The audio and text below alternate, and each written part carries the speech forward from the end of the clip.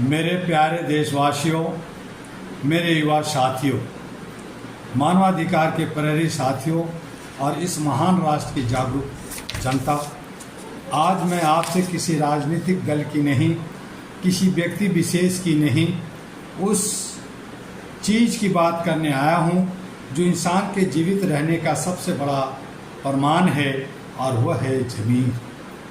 आज का हमारा विषय है ज़मीर का सौदा।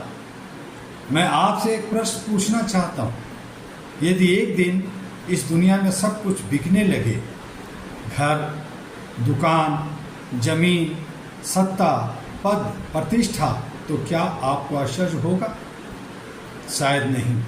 लेकिन यदि ज़मीर भी बिकने लगे तो क्या बचेगा? याद रखिए, जिस दिन इंसान अपने ज़मीर का सौदा कर लेता है, उस दिन उसकी आत्मा उसके खिलाफ फैसला सुना देती है। दोस्तों, साथियों, आज दुनिया का सबसे बड़ा संकट गरीबी नहीं, सबसे बड़ा संकट बेरोजगारी भी नहीं है, और सबसे बड़ा संकट तकनीक भी नहीं। सबसे बड़ा संकट है ज़मीर का दिवालियापन। आज इंसान अपनी कीमत जानता है, लेकिन अपना मूल्य भूल चुका है। लोग पूछते हैं कितना मिलेगा, बहुत कम लोग पूछते हैं क्या यह सही है। यही सोच समाज की सबसे बड़ी त्रासदी बनती जा रही है। जब ज़मीर बिकता है तब केवल एक व्यक्ति नहीं बिकता, सच बिकता है, न्याय बिकता है, विश्वास बिकता है, और धीरे धीरे पूरा समाज नैतिक रूप से खोखला होने लगता है।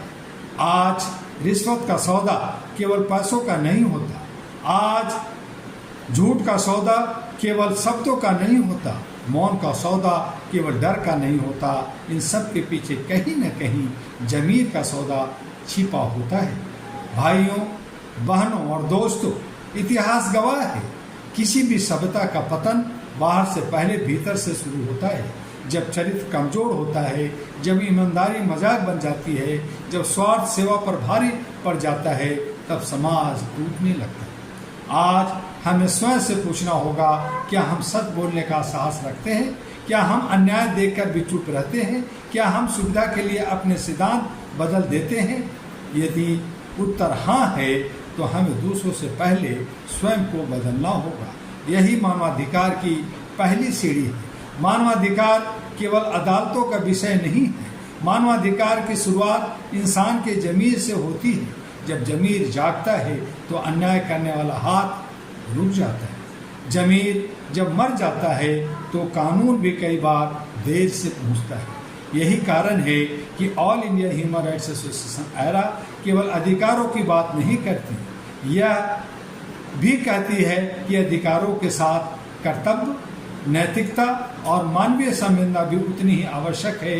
यदि समाज का कम ज़मीर जीवित रहेगा तो मानवाधिकार भी सुरक्षित रहेंगे। लेकिन यदि ज़मीर बिक जाएगा तो संविधान, कोई संस्था और कोई व्यवस्था अकेले मानवता को नहीं बचा सकती। आज मैं विशेष रूप से युवाओं से कहना चाहता हूँ, अपने सपनों को बड़ा बनाइए, मेहनत कीजिए, ज्ञान अर्जित कीजिए, दुनिया जीत लीजिए, लेकिन अपना ज़मीर मत बेचिए।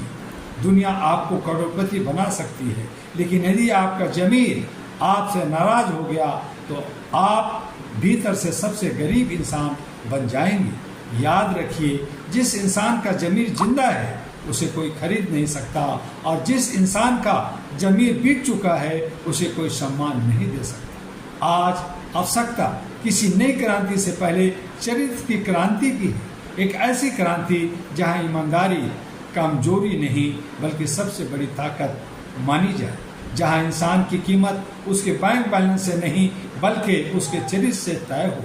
आइए आज यहीं से एक संकल्प लें, न हम अन्याय करेंगे, न अन्याय सहेंगे, न अपने ज़मीर को बेचेंगे, न किसी और को बेचने देंगे।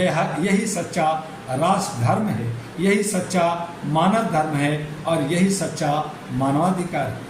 धन कमाइए लेकिन ईमान मत गवाइए, सफलता पाइए लेकिन आत्मा मत हारिए, दुनिया जीतिए, लेकिन अपना ज़मीर कभी मत बेचिए। इसी संदेश के साथ मैं अपनी वाणी को विराम दूंगा। जय हिंद, जय मानवता, जय संविधान कहूँगा और साथ में आपसे अनुरोध करूँगा कि HRTV अहरा को और अहरा ग्लोबल को और हमारे जो वेबसाइट है www.ahraglobal.org पर विजिट कीजिए, सब्सक्राइब कीजिए, लाइक कीजिए, फॉरवर्ड कीजिए, जानकारी हासिल कीजिए और मानवता के लिए जो विश्व का पहला मानवीय मूल्यों पर काम करने के लिए आज से 40 साल पहले उठा था, आज विश्व के कोने कोने में पहुंच रहा है। आपके सहयोग से उससे जुड़िए और आगे बढ़िए। मानवता ही हमारा लोकतंत्र बचा सकता है, मानवता ही हमें इंसानियत सिखा सकता है, मानवता ही हमें एक दूसरे से मिलना और प्यार करना सिखाता है। इसके शब्दों के साथ मैं फिर आपसे अन्य विषय पर भी मिलूँगा। तब तक के लिए डॉक्टर दुआ का अलविदा।